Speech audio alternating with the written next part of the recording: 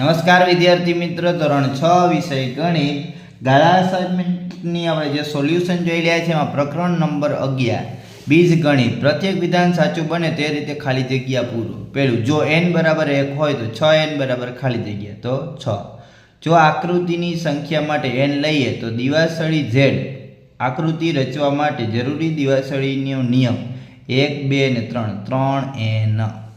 જો આકૃતિની સંખ્યા માટે n લઈએ તો દિવાસળી E આકૃતિ દર્શાવવા જરૂરી દિવાસળી માટેનો નિયમ 1 2 3 4 5 5n.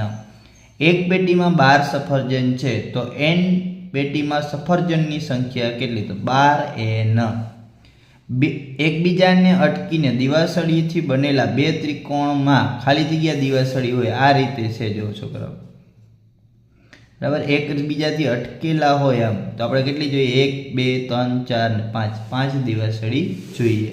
ચાલો, કોષ્ટકમાં આપેલા વિકલ્પનો સાચો વિકલ્પ પસંદ કરી ખાલી જગ્યા પૂરો. જો n બરાબર 2 તો 4n બરાબર ખાલી જગ્યા તો n 4n 4 દુ 8 તો 8 જવાબ આવે.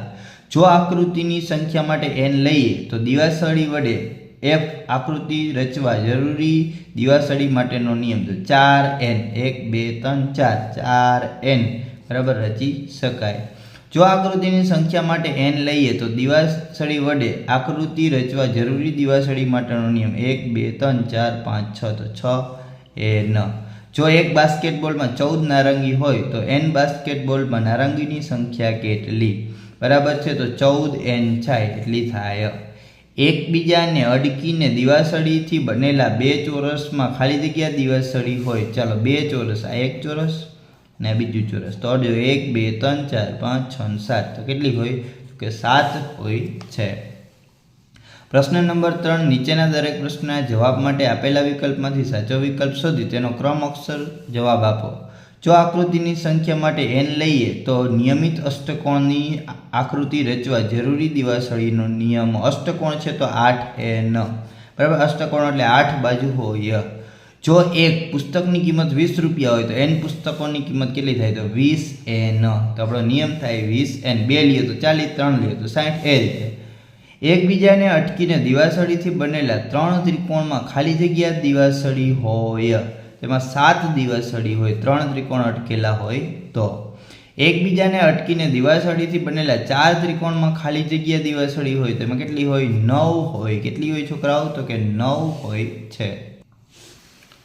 એના પછી એકબીજાને અટકેલી દિવાસળીથી બનાવેલા 3 ચોરસમાં કેટલી દિવાસળી હોય? તો જો એક ચોરસ, પછી આ બીજું ચોરસ અને આ ત્રીજું ચોરસ. ગણો 1 2 3 4 5 6 7 8 9 અને 10 તો 10 હોય. દિવાસળીના ઉપયોગથી આ S બનાવવા અથવા 5 બનાવવા માટે ખાલી જગ્યા દિવાસળી 1 2 3 4 અને 5 કેટલી દિવાસળી જોઈએ? તો કે 5 દિવાસળી જોઈએ.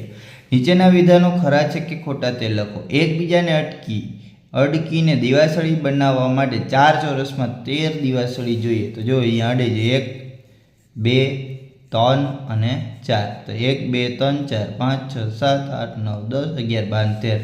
આ વિધાન કેવું છે? સાચું.